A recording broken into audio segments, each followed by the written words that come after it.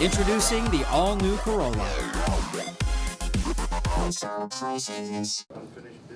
At issue is whether or not the Guam Election Commission has the authority to place a referendum on the ballot in November that would allow island voters, not the legislature, to decide whether or not marijuana should be legalized for medicinal purposes.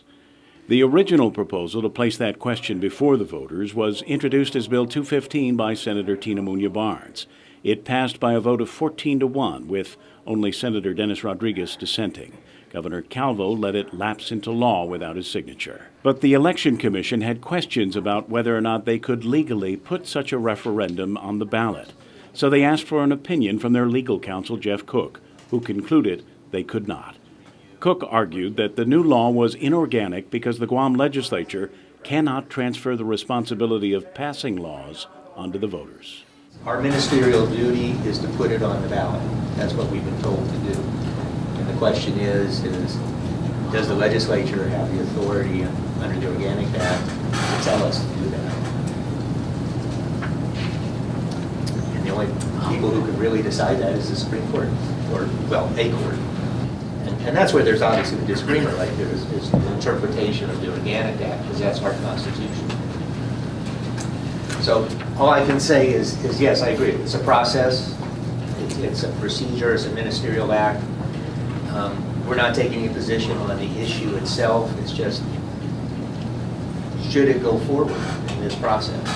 Commissioner Martha Ruth proposed that Cook's legal opinion be adopted. I'm all for giving counsel the time, but when he's finished, does that mean things will change or might change?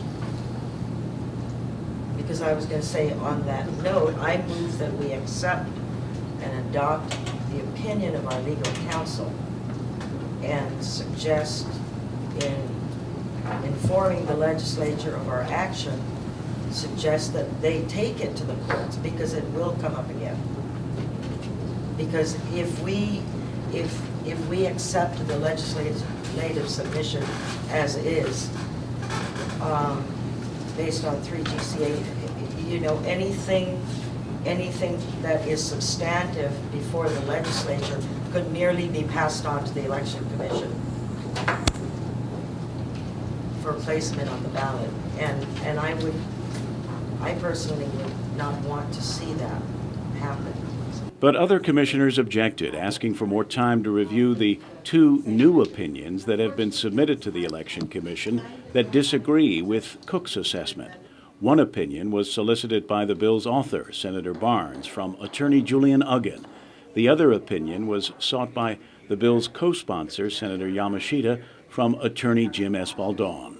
For us to just say, okay, we're going to move forward with this without listening to all the other information that's been presented to us, I believe is premature. All those in favor of the motion, raise your right hand. But the commission split along party lines, voting 3-3 on Ruth's motion. GEC Chairman Joe Mesa said 4 votes are needed. The 3-3 tie means it didn't pass, but it didn't fail either.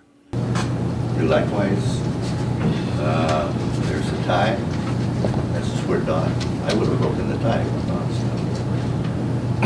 So it's a pleasure of the members. I don't know, Council, what do we do now? Well, it didn't pass, nor did it fail. Okay, in these 4 votes. These 4 votes, Right. It doesn't seem to be a Republican or Democratic issue. So the parties, there's no, but I agree with your assessment. I think that if the commission is being asked to do something that we think it doesn't have the authority to do, and this is pretty fundamental stuff, that seeking court guidance from the courts is appropriate. Cook concurred, but added he doesn't think he'll change his mind. I think it would be appropriate for me to get an opportunity to review more carefully the opinions from Mr. Uggan and Mr. Espaldon.